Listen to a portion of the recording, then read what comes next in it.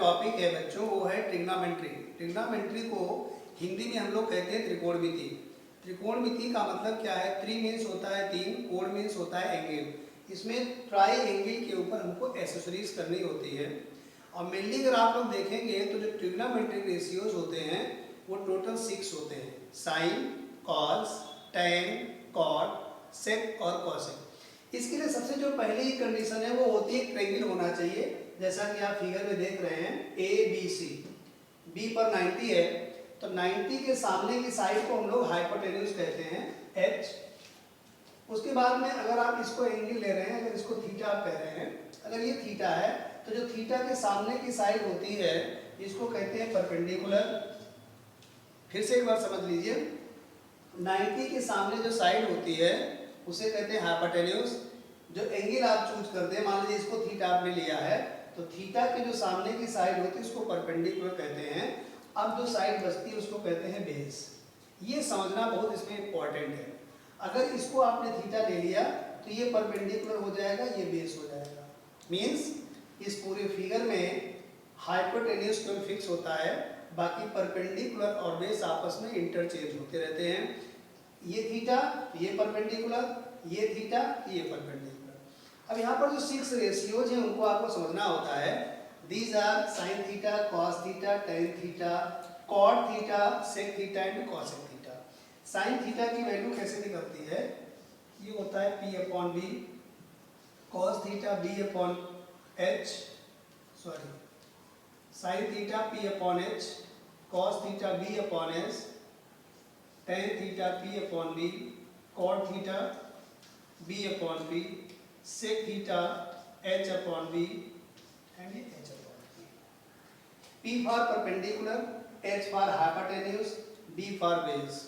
तो sign theta की ये वैल्यू होती है, कॉस की ये, टेन, कॉट, सेक और कॉसेक। इनको याद जब करना होगा तो याद करने के लिए आप क्या करिए, इसके लिए फंडा होता है आपके पास, पंडित बद्री प्रसाद हर हर बोले।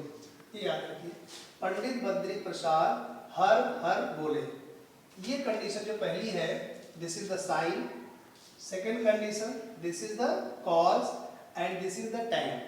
उसके बाद में इसको अपोजिट करेंगे कॉट, इसका रेसिप्रोकल करेंगे तो आपको मिलेगा सेक, इसका रेसिप्रोकल करेंगे तो आपको मिल जाएगा कॉस।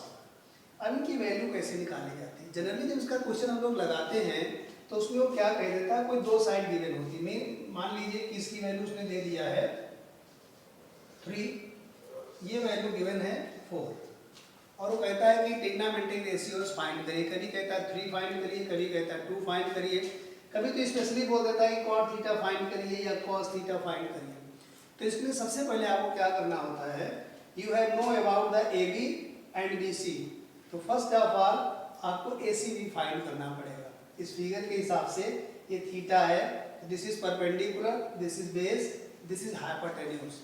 तो ये क्या फार्मूला होता है, h square is equal to P square plus B square. यहाँ वैल्यू पुट करेंगे, p for 3, b for 4, this equal to 9 plus 16, this equal to 25,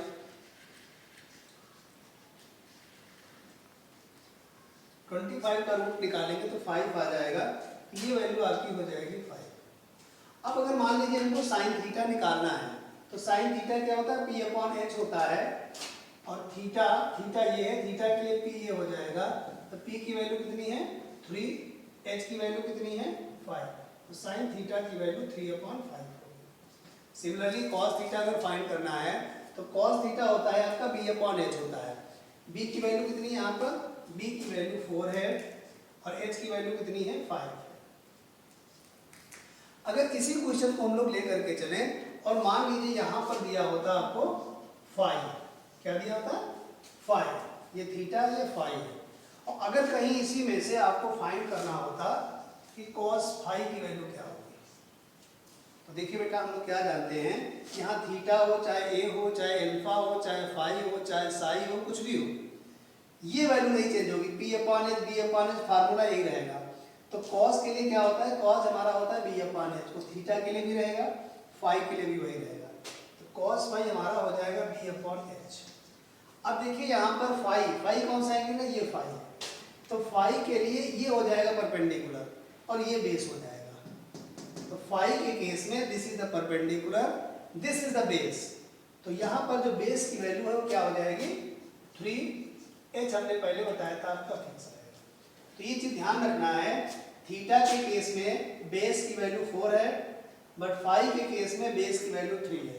ये हम आपको ऑलरेडी बता चुके हैं कि जो भी एंगल आप चूज करते हैं उसकी अपोजिट साइड को परपेंडिकुलर कहेंगे, बची हुई साइड को हम लोग बेस कहते हैं। इस तरीके के इसके क्वेश्चन होते हैं। इसमें एक दूसरे प्रकार के क्वेश्चन ऐसे भी आते हैं कि वो कह देता है कि if tan theta is equal to 3/4 find sin theta. तो इस क्वेश्चन को कैसे हम लोग सॉल्व करेंगे। अगर tan थीटा आपको गिवन है, if you know about the tan theta is equal to 3/4, then you have to find out the value of sin theta।